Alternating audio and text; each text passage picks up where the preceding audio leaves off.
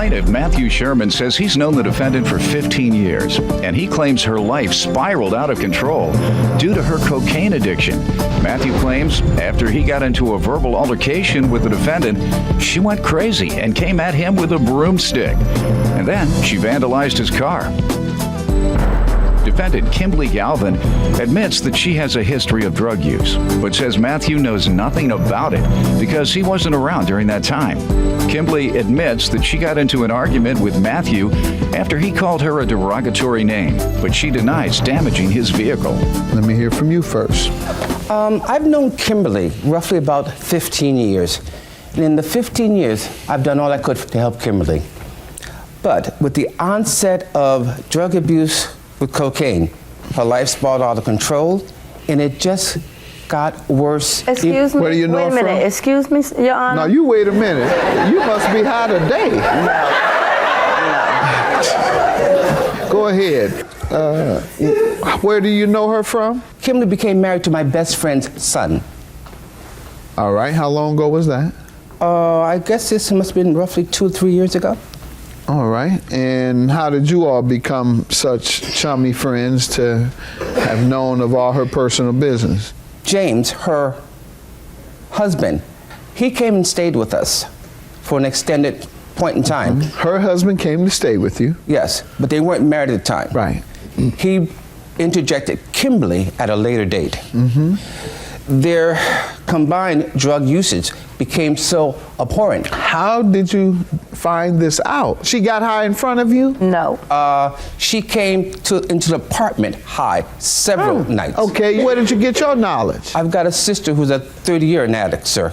All right. Ma'am, he sounds like he knows a little bit about cocaine addiction, but I'll let you defend yourself against these allegations. Go ahead. First of all, Your Honor, I never sniffed cocaine in my life. Matt Sherman does not know anything about me as far as when I was on drugs because I never was living under the same roof with them.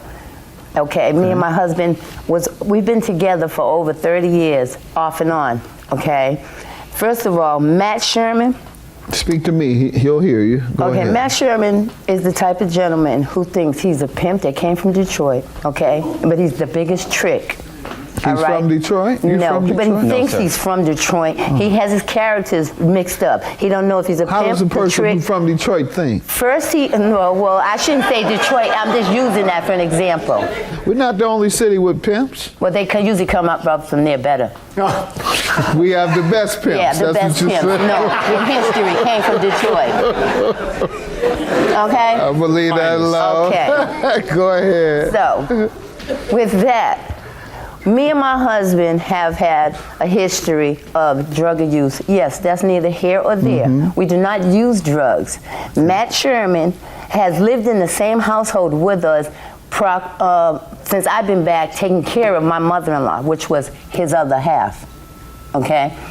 And he didn't pay no bills there, so that wasn't living off of him.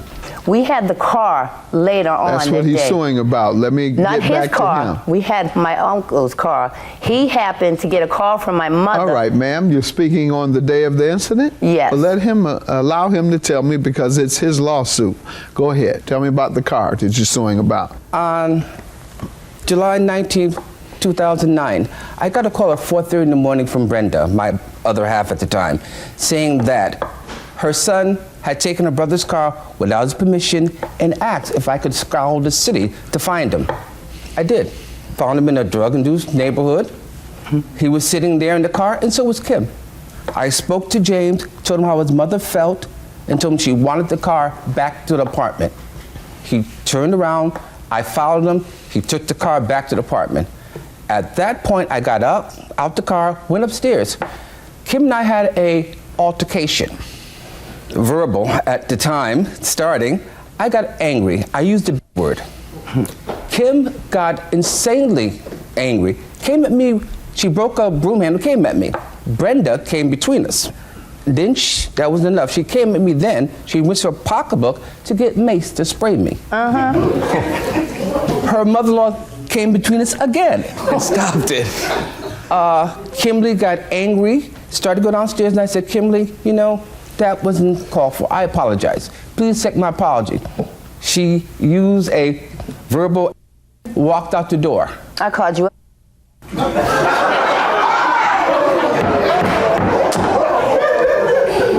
Ma'am, Because he is. No, ma'am. That's a homosexual slur. I understand that. Well, you have to apologize for saying that in my courtroom. He never apologized. No, I'm saying you said it in my courtroom, though. Meaning, I'm not going to allow you I to apologize to you, Judge Mathis. Yeah. In the audience. Go ahead. Sir? Okay. Again, I offered an apology. She said she wouldn't accept it. She stormed out the house. Got that part. I spent the next half hour speaking to Brenda. I heard a noise. I went to the window. I saw Kim walking away from my car.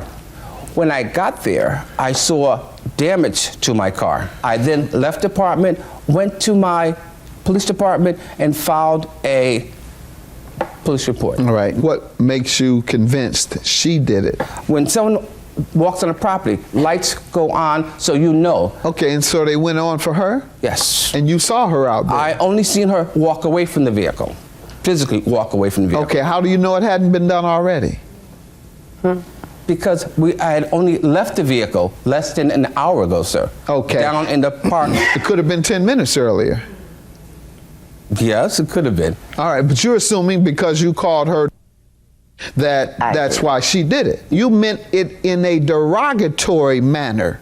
And that is the case when men call a woman. They're not talking about a dog. No, they're not. Right. So some words mean two different things under certain circumstances. When she might use it in the sense of her camaraderie with her female friends, because I know women who do that now. Or it could be in reference to a dog. Which shouldn't be offensive. So once again, when you reported her to the police, did the police speak with any witnesses? Yes. They told them that they had not seen her. The physically. witnesses said they didn't see her. Yes. So what were they a witness to? Exactly. They were a witness only to the fact that they did not see her physically damage the car. No. Okay. When you don't see something, that means you're not a witness. But You're sir, only a witness when you witness something. You got to see something. Okay. Judge Mathis, the police officer came to the house, okay? And the time frames that he's talking about the lights of our house, the lights come on, it was 6 o'clock in the morning. It was not 6 o'clock in the morning. It was later in the daytime. What were you And doing the walking lights- away from the scene? I wasn't walking away from the scene. My mother asked me just to calm You're down. running. You said those. She told me to calm down with him. And I was leaving the premises, period. Matthew Sherman never left our house. When she called me on my cell phone and told me, he's not here, baby, come home. I know what Ma'am, he you did had a was wrong. motive to do it. But I don't do that. I told him to come downstairs. He didn't come. My mother told And him you were no. going to go upside his head, No, right? I told my husband to handle it. Right. Meaning get violent with him. No, And put him in his place. Right. How? Let Put me him in his explain place something how? to you. You heard Mr. Sherman? Let me explain something to you. No. Let me explain something to you. When I ask questions, you answer them. And that question, what are you looking off that way for? You're being contemptuous now. You must be a dope fiend once again Contract for you me. to be contemptuous drug in my test me. courtroom. Judgment for the plaintiff. Good. She's guilty of contempt of court. Good. Have a good day.